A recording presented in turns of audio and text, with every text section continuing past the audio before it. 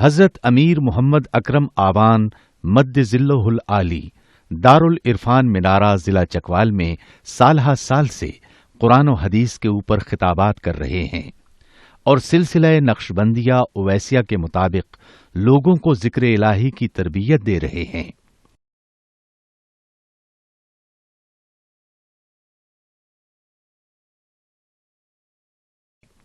وہ قرآن پاک کی تفسیر ترتیب وار بیان کر رہے ہیں۔ تفسیر قرآن کو وہ موجودہ ملکی اور بین الاقوامی حالات کے مطابق بیان کرتے ہیں۔ موٹر وے سے کلر کہار کے انٹرچینج سے نکلتے ہوئے کلر کہار کی جھیل سے ہوتے ہوئے میانی، بوچھال اور نورپور سے گزرتے ہوئے دارالعرفان منارہ پہنچ سکتے ہیں۔ حضرت امیر محمد اکرم آوان نے بچیوں اور بچوں کی دینی اور دنیاوی تعلیم کے لیے سقارہ اکیڈمی کے نام سے ایک درسگاہ بھی قائم کی ہے۔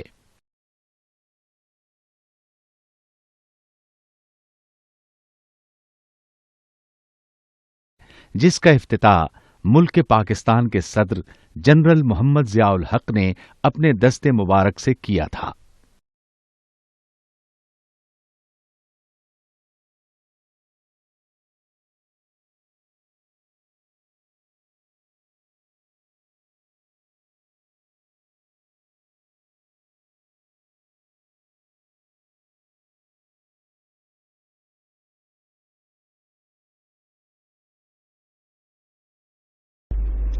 الحمد لله رب العالمين والصلاة والسلام على حبيبه محمد وآله وصحبه أجمعين۔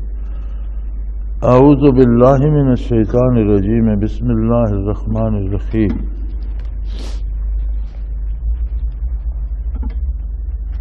واقتلوهم حيث ثقفتموهم وأخرجوهم من حيث أخرجوكم والفتنة أشد من القتل ولا تقاتلوهم عند المسجد الحرام حتى يقاتلوكم فيه فإن قاتلوكم فاقتلوهم كذلك جزاء الكافرين فإن انتهوا فإن الله غفور رحيم وقاتلوهم حتى لا تكون فتنة ويكون الدين لله فإن انتهوا فلا عدوان إلا على الظالمين۔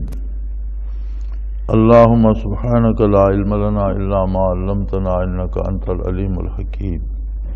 مولایا صلی وسلم دائما ابدا علی حبیبک من زانت بہ السرور۔ جہاد کی بات چل رہی تھی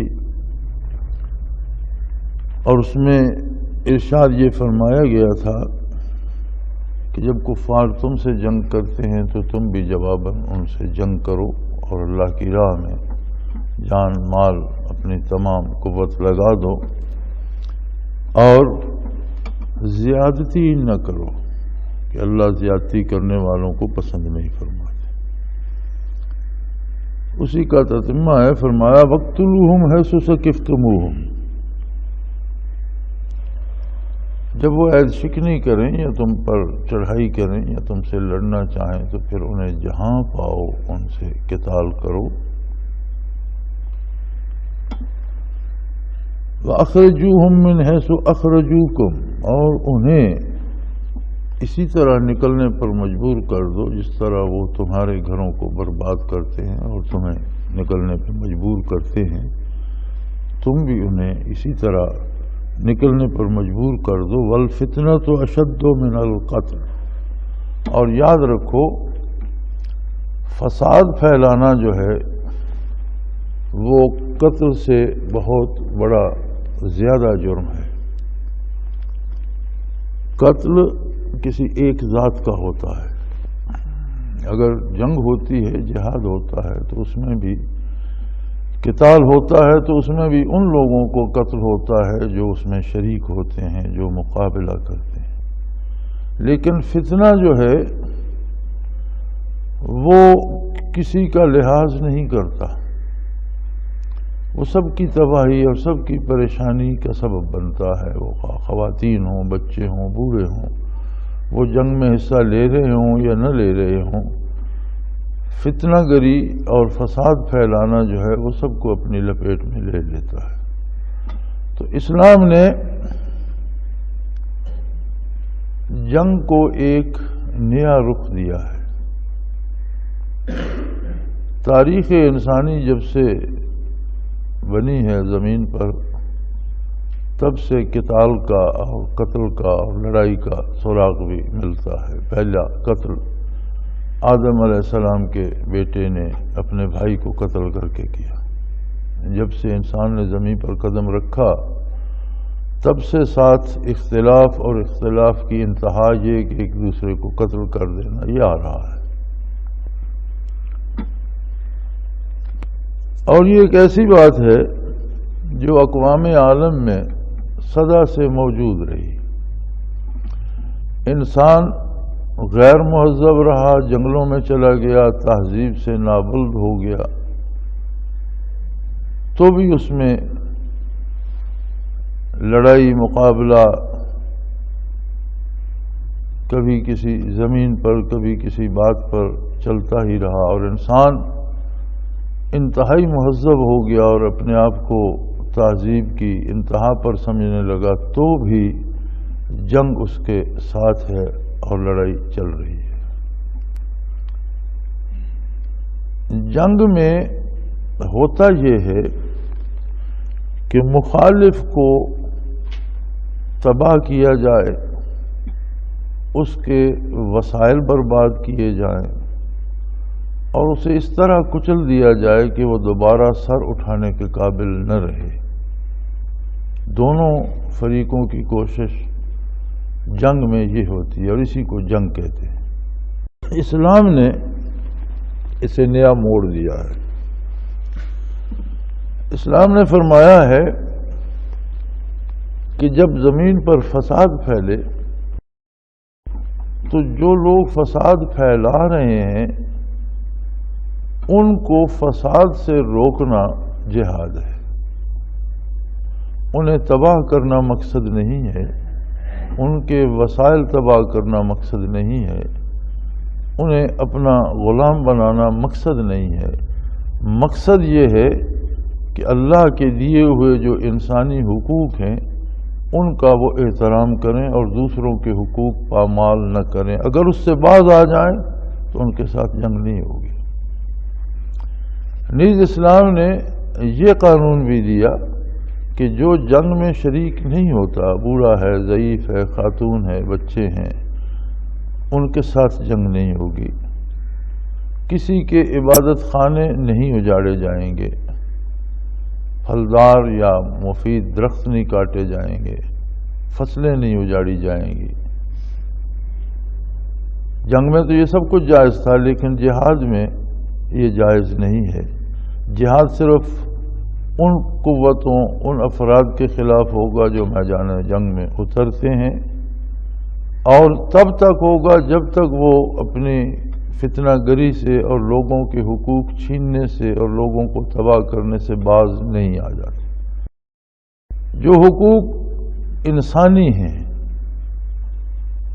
اگر ان کا وہ لحاظ کرتے ہیں، ظلم سے باز آ جاتے ہیں، دوسروں کی تباہی کے اور فتنہ گری کے در پہ نہیں ہوتے، تو ان سے جہاد نہیں کیا جائے گا، ان سے لڑا نہیں جائے گا۔ اور اگر وہ بدعہدی کرتے ہیں اور فتنہ گری سے باز نہیں آتے تو فرمایا پھر جہاں پاؤ انہیں قتل کرو اور انہیں اسی طرح سے بے گھر کر دو جس طرح وہ تمہیں بے گھر کرتے ہیں اور تمہیں اجاڑتے ہیں۔ وَلَا تَقْتُلُوهُمْ عِنْدَ الْمَسْجِدِ الْحَرَامِ، مسجد حرام میں کسی کے ساتھ قتال نہیں کیا جائے گا، لیکن شرط یہ ہے کہ کفار بھی مسجد کا احترام کریں اور مسجد حرام میں آ کر قتال نہ کریں۔ لیکن اگر وہ مسلمانوں کو مسجد میں پا کر قتل کرنے کے لیے چڑھ دوڑیں تو فرمایا حتیٰ یقاتلوکم فی، اگر وہ مسجد میں بھی تم سے لڑنا چاہتے ہیں تو پھر مسجد میں بھی جہاد کرو، قتال کرو۔ مسجد حرام کی اپنی عظمت تھی اور بیت اللہ کی عظمت کے مشرکین مکہ بھی قائل تھے، اہل عرب بھی قائل تھے، اگرچہ انہوں نے اسے بتکدہ بنا دیا تھا، سینکڑوں بت اس میں رکھے ہوئے تھے، لیکن پھر بھی ان کے دل میں حرمت والے مہینوں کا اور اس حرمت والی مسجد کا ایک احترام تھا، اور وہ حرمت والے مہینوں میں بھی جنگ نہیں کیا کرتے تھے، آپس کی جنگیں بھی روک دیتے تھے، اور مسجد میں کسی سے زیادتی نہیں کرتے تھے۔ لیکن جب انہوں نے خود حضور اکرم صلی اللہ علیہ وسلم کو ایذائیں پہنچائیں مسجد میں، اور مسلمانوں کے ساتھ قتال کرنا چاہا، جنگ کرنا چاہی، تو اللہ کریم نے یہ اجازت دے دی، وَلَا تُقَاتِلُوهُمْ عِندَ الْمَسْجِدِ الْحَرَامِ، حرم میں ان کے ساتھ جنگ نہ کرو جب تک کہ وہ خود حرم میں تمہارے ساتھ جنگ نہ چھیڑ دیں، اور اگر وہ جنگ چھیڑ دیں پھر قاتلوکم فقتلوہم، اگر وہ جنگ چھیڑ دیں پھر تم ان کے ساتھ جہاد کرو، لڑو، قتل کرو۔ کذالک جزاء الکافرین، کافروں کی یہی سزا ہے۔ فإن انتہوا فإن اللہ غفور الرحیم، اور اگر وہ باز آ جائیں، اگر کفر سے ہی باز آ جائیں تو اللہ کی رحمت بے پناہ ہے، اور اگر جنگ سے باز آ جائیں تو تم بھی ان کے ساتھ جنگ کرنا بند کر دو، لیکن اگر کفر سے ہی باز آ جائیں تو اللہ بخشنے والا ہے، رحم کرنے والا ہے۔ کوئی کتنے بھی دور نکل گیا ہے، کسی نے کتنی بھی برائی کی ہے، کسی نے بیت اللہ میں بھی، بیت الحرام میں بھی قتال کیا ہے، مسجد حرام میں بھی قتال کیا، اس سے بڑا جرم کیا ہوگا؟ تو وہ بھی اگر توبہ کرتا ہے اللہ کریم اس کی توبہ قبول فرمائیں گے کہ وہ بخشنے والے ہیں، رحم کرنے والے ہیں۔ اب جہاد کی حدود کیا ہیں اور کہاں تک یہ جاری رہنا چاہیے اور کب اس کو ختم ہو جانا چاہیے؟ یوں تو روزانہ قتل عام ہوتا ہے، دنیا کے ہر ملک میں بے شمار لوگ مارے جاتے ہیں، اور اہل مغرب جو اپنے آپ کو تہذیب کا لمبردار کہتے ہیں، سب سے زیادہ وارداتیں جو ہیں اہل مغرب کے ممالک میں ہوتی ہیں، سب سے زیادہ جرائم وہاں ہوتے ہیں۔ تو عام لوگوں کا آپس میں لڑنا بھیڑنا، لوگوں کسی ایک کا دوسرے کو قتل کر دینا، ذاتی وجوہات پر، کاروبار لین دین پر، جائیداد کے جھگڑوں پر، یہ تو انسانوں میں چلتا رہتا ہے۔ لیکن جہاد کسی ایک فرد کے خلاف نہیں ہوتا، کسی ایک قوم کے خلاف بھی نہیں ہوتا، کسی ایک مذہب کے خلاف بھی نہیں ہوتا۔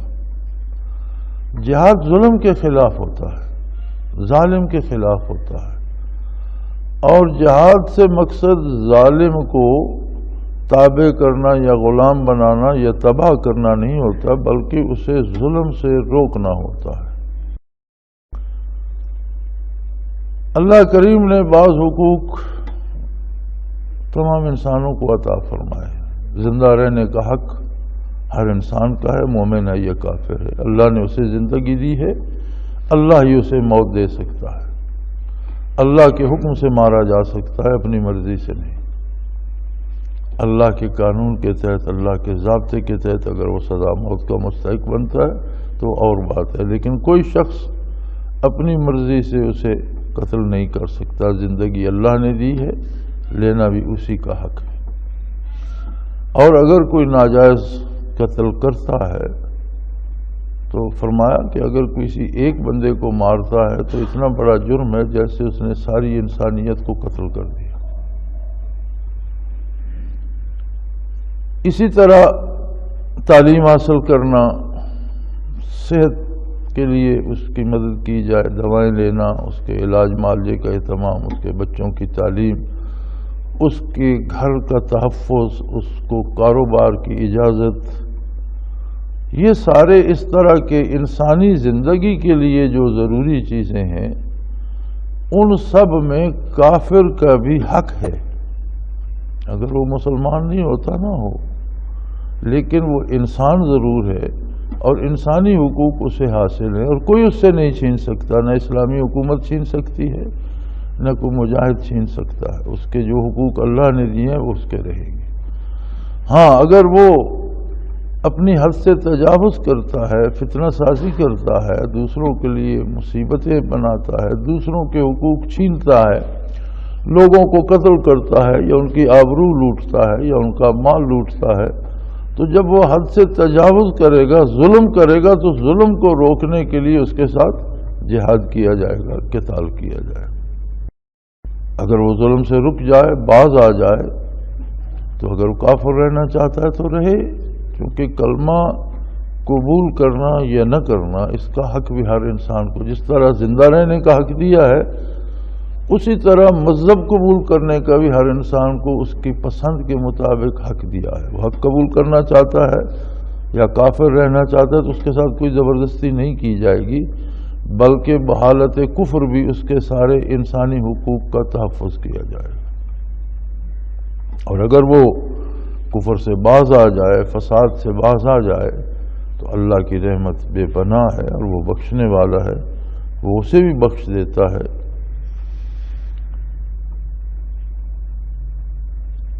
فَإِنِ انتَهَوْا فَإِنَّ اللَّهَ غَفُورٌ رَحِيمٌ، اگر وہ باز آ جائیں تو یقیناً اللہ بخشنے والا بھی ہے، رحم کرنے والا ہے۔ اب یہ جہاد کب تک رہے گا؟ جیسے آج مغرب کا بڑا شور ہے کہ جہاد ختم کیا جائے، جہاد کی آیات ختم کی جائے، جہاد کی تعلیم ختم کی جائے، اب اس کی ضرورت نہیں رہی۔ اللہ کریم فرماتے ہیں وَقَاتِلُوهُمْ حَتَّى لَا تَكُونَ فِتْنَةٌ، جب تک فتنہ موجود ہے تب تک جہاد جاری رہے گا، اور اگر دنیا سے فتنہ ختم ہو جائے تو پھر جہاد کی ضرورت باقی نہیں رہے گی۔ جب تک ظلم رہے گا، جب تک فساد رہے گا، تب تک جہاد رہے گا۔ اور اگر کوئی ایسی صورت بن جائے کہ فساد ختم ہو جائے، وَيَكُونَ الدِّينُ لِلَّهِ، اور روئے زمین پر سارا دین خالص اللہ کے لیے ہو جائے، تو پھر جہاد کی ضرورت نہیں ہے، جو ممکن نہیں ہے۔ اس کا مطلب ہے جیسے نبی کریم صلی اللہ علیہ وسلم نے فرمایا کہ قیامت تک جہاد جاری رہے گا، الجہاد ماضٍ الی یوم القیامہ، جب تک قیامت قائم نہیں ہو جاتی تب تک جہاد جاری رہے گا، ظلم بھی رہے گا، کفر بھی رہے گا، زیادتی بھی رہے گی، اور اسے روکنے کی ضرورت بھی رہے گی۔ اور یاد رکھیں بات بات پر تلوار نہیں اٹھائی جاتی۔ اگر کوئی غلطی کر رہا ہے تو اسے سمجھانا بھی جہاد ہے، اگر آپ سمجھا کر روک لیتے ہیں تو یہ بھی جہاد ہے۔ آپ کسی برائی جو معاشرے میں پھیل رہی ہے اس کے خلاف لکھتے ہیں، لوگوں تک بات پہنچاتے ہیں، یہ بھی جہاد ہے۔ جو بھی کوشش آپ فساد کو ختم کرنے کے لیے زبانی کرتے ہیں، کلمی کرتے ہیں، جانی و مالی کرتے ہیں، یہ سب جہاد ہیں۔ لیکن اگر بات ان سب سے گزر جائے تو پھر بھی کسی فرد کو ذاتی طور پر بندوق اٹھا کر بندے مارنے کی اجازت نہیں ہے۔ پھر جو اسلامی حکومت ہوگی، جو اسلامی ادارہ ہوگا، جو ایک انسٹیٹیوشن ہوگا جسے فیصلہ کرنے کی حیثیت حاصل ہوگی، اس کے حکم پر اور اس کی شرائط کے مطابق جہاد ہوگا۔ اور اگر ہر بندہ اپنے طور پر فیصلہ کر کے اپنی ججمنٹ دے کر بندوق اٹھا کر بندے مارنا شروع کر دے تو یہ جہاد نہیں ہوگا، کیونکہ ہر فرد کا فیصلہ نافذ نہیں ہوتا۔ جس طرح ہم اپنی باقی زندگی میں دیکھتے ہیں کہ ایک نظام ہوتا ہے، ایک حکومت ہوتی ہے، اور ہمارے تمام لین دین کے اختلافات یا لڑائی بھڑائی کے اختلافات یا دوسرے تیسرے عدالتیں ہوتی ہیں، ہم عدالتوں میں جاتے ہیں، حکومت کا ایک نظام ہوتا ہے، اس کے تحت فیصلے ہوتے ہیں، ہم سب کو قبول کرنا پڑتے ہیں۔ اسی طرح جہاد کے لیے بھی شرط ہے کہ کوئی مسلمان اولی الامر ہو، حاکم ہو، اس کے پاس اقتدار و اختیار ہو، اور وہ فیصلہ کرے، اور قوم کی ذمہ داری ہے کہ اس کے فیصلے کو عملی جامہ پہنائے اور اپنی جان مال سے جہاد کرے۔ اب اگر ہر فرد، ہر خطیب، ہر امام، ہر نمبردار، ہر چودھری قتل عام شروع کر دے تو یہ جہاد نہیں ہوگا، یہ قتل عام ہوگا۔ اور یہ جو آج کل رواج بن گیا ہے کہ مساجد میں بھی بم پھینکے جا رہے ہیں اور بازار میں بے گناہ لوگ کوئی آٹا دال خریدنے گیا، کوئی سبزی خریدنے گیا اور اسے قتل کر دیا گیا اور وہ بم بلاسٹ میں مارا گیا یا فائرنگ میں مارا گیا، تو یہ ساری صورتیں جہاد کی نہیں ہیں، یہ لوگوں کے انفرادی فیصلے ہیں۔ چند لوگوں کی کوئی ایک جماعت بن جاتی ہے، وہ فیصلہ کر لیتی ہے، یا کوئی اکیلا فیصلہ کر لیتا ہے، تو یہ صورت جہاد کی نہیں ہے۔ جہاد کے لیے اقتدار اور قوت نافذہ کا ہونا شرط ہے۔ مسلمانوں کی اگر ہمارے پاس، ہم کہتے ہیں جی ہمارے حکمران دیندار نہیں، آپ سمجھتے ہیں اس کا مطلب کیا ہے؟ اس کا مطلب یہ ہے کہ ہم دیندار نہیں۔ ہم جب حکومتیں بناتے ہیں، ہم جب لوگوں کو چنتے ہیں، تو اگر ہم دیندار ہیں تو ہم ایسے لوگوں کو چنیں جو اہل ہیں، اور اگر ہم نااہلوں کو چن کر انہیں اقتدار و اختیار سونپتے ہیں تو پھر یہ جرم بھی ہمارا ہے، کیونکہ جیسے لوگ ہوتے ہیں ایسے ہی ان پر حکمران ہوتے ہیں۔ تو ہمیں حکمرانوں میں تو بڑی خامیاں اور بڑی برائیاں نظر آتی ہیں، لیکن ہم اپنے اندر جھانک کر نہیں دیکھتے کہ ان خرابیوں یا ان برائیوں کا مالک انسان حاکم کیوں بنا؟ ہم نے بنایا۔ اس کا مطلب ہے کہ وہ برائیاں ہم میں حکمران کی نسبت زیادہ ہیں، اور یہی وجہ ہے کہ دیکھ لیں کہ ہر جگہ قتل عام ہو رہا ہے، اور عجیب بات ہے کہ مسلمان کہلانے والے مساجد میں بم چلاتے ہیں۔ کتنی عجیب بات ہے۔ ان المساجد للہ، مسجد تو صرف اللہ کی ہوتی ہے، کوئی کسی کی۔ لوگوں نے خواہ مخواہ بورڈ لگا رکھے ہیں، یہ فلاں کی مسجد ہے، یہ فلاں کی مسجد ہے۔ کوئی مسجد کسی کی بھی نہیں ہے۔ ان المساجد للہ، یقیناً مسجدیں صرف اللہ کی ہیں۔ اس میں کوئی آتا ہے عبادت کرنے کے لیے، آپ سے اس کا عقیدہ مختلف ہے، کوئی حرج نہیں، اسے وہاں اپنی عبادت کرنے کا حق حاصل ہے۔ حتیٰ کہ نجران کے عیسائی جب مدینہ منورہ اپنا وفد بنا کر بارگاہ نبوی میں حاضر ہوئے تو نبی کریم نے انہیں مسجد نبوی میں ٹھہرایا، اور وہاں انہیں اپنی طریقے سے عبادت کرنے سے منع نہیں فرمایا۔ جو غلام جنگوں میں ہار کر قیدی ہو کر یا غلام بن کر آئے، انہیں اپنے طریقے سے عبادت کرنے سے نہ روکنے کا حکم دیا حضور اکرم صلی اللہ علیہ وسلم کہ انہیں وہ کھلاؤ جو خود کھاتے ہو، انہیں وہ پہناؤ جو خود پہنتے ہو، اور جو ان کا عقیدہ ہے اس کے مطابق اگر یہ عبادت کرنا چاہیں تو انہیں مت روکو۔ وہ آگ کو پوجتے ہیں، بتوں کو پوجتے ہیں، آپ کو روکنے کا حق نہیں ہے۔ پھر آج کس کو حق ہے کہ وہ مسجد پہ قبضہ جما کر کہہ لے کہ یہ بریلویوں کی ہے، یہاں دیوبندی نماز نہیں پڑھ سکتا، اور یہ سنیوں کی ہے، یا شیعہ نہیں پڑھ سکتا، اور یہ اہل حدیثوں کی ہے، یہاں کوئی غیر اہل حدیث نہیں آ سکتا؟ یہ سارے ہمارے بنائے ہوئے ڈھکوسلے ہیں۔ تمام مسجدیں صرف اللہ کی ہیں، اور ہر بندے کو حق حاصل ہے کہ وہ مسجد میں عبادت کرے، اسے روکنا جائز نہیں ہے، چونکہ عبادت اللہ کی ہے، اس کا اجر اس نے دینا ہے۔ اگر وہ غلط طریقے سے کر رہا ہے اور اللہ کے حکم کے خلاف کر رہا ہے تو اسے سزا دینے کا حق بھی اللہ کو ہے، مجھے اور آپ کو نہیں۔ پھر یہ مساجد ہماری نہیں ہے، ہم نے خواہ مخواہ ان کے نام کی تختیاں لگا رکھی ہیں۔ تمام مساجد اللہ کی ہیں، اور جب تک زمین پر فساد رہے گا تب تک اللہ کے نام پر جہاد رہے گا، اور جہاد باضابطہ ہونا چاہیے، قوت نافذہ کے حکم پر ہونا چاہیے، اور تمام مسلمانوں کو اس میں تعاون کرنا۔ جہاد کا اصول یہ ہے کہ اگر ایک ملک کے ساتھ ظلم ہو رہا ہے اور وہ اپنا دفاع نہیں کر سکتا تو اس کے ساتھ جو دوسرا ملک ہے، اس سے مسلمان ہے اگر، تو اسے اس میں شریک ہونا فرض ہو جائے گا۔ اگر ان سے بھی دفاع نہیں ہوتا تو جو ساتھ والے ہیں ان پر فرض ہو جائے گا۔ اس طرح یہ آگے فرض ہوتا چلا جائے گا حتیٰ کہ تمام مسلم آبادی یکجان ہو کر ڈٹ جائے۔ لیکن یہ یاد رکھ لیجئے کہ جہاد کا طریقہ ہے، اس کے قاعدے اور ضابطے ہیں، اور وہ باضابطہ جو مسلمانوں کی بنائی ہوئی حکومت ہوتی ہے، ایک سوسائٹی میں اقتدار جسے سونپا جاتا ہے، جس جماعت کو، جن افراد کو، ان کا فیصلہ ہوتا ہے اور ان پر فرض ہے کہ وہ ظلم کے خلاف جہاد کے لیے قوم کو تیار بھی کریں، لوگوں کو تربیت بھی دیں، لوگوں کو اس کی طرف مائل بھی کریں، اور جہاں ظلم ہوتا ہو اس کا دفاع بھی کریں۔ اور جہاد تب تک رہے گا جب تک فساد موجود ہے۔ وَقَاتِلُوهُمْ حَتَّىٰ لَا تَكُونَ فِتْنَةٌ وَيَكُونَ الدِّينُ لِلَّهِ، جب تک اللہ کے فیصلوں کو روکنے والا کوئی نہ رہے، ہر ایک اللہ کے فیصلوں کو تسلیم کر لے، تب تک جہاد جاری رہے گا۔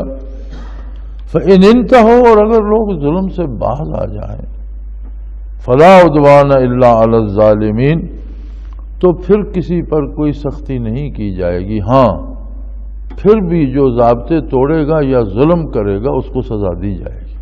وآخر دعوانا ان الحمد للہ رب العالمین۔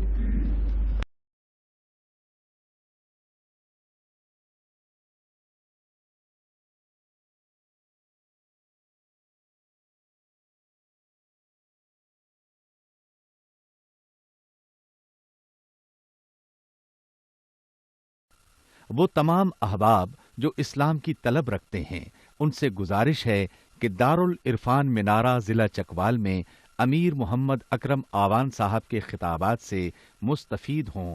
وہ ہر جمعے کو نماز سے پہلے بیان فرماتے ہیں۔ ہر ماہ کی پہلی اتوار کو ماہانہ اجتماع ہوتا ہے جس میں آپ خصوصی خطاب فرماتے ہیں، اور پاکستان کے چاروں صوبوں سے احباب اس اجتماع میں شرکت کرتے ہیں۔ اس کے علاوہ یہاں سال میں 2 مرکزی اجتماعات بھی ہوتے ہیں، ایک رمضان المبارک میں اعتکاف کا اجتماع اور دوسرا جولائی اور اگست میں 40 دن کا اجتماع ہوتا ہے جس میں روحانی تربیت کی جاتی ہے۔ اپنا خون سیماب دے کر اتنا ہم کر جائیں گے، نام آقا کا چمن میں پھر رقم کر جائیں گے۔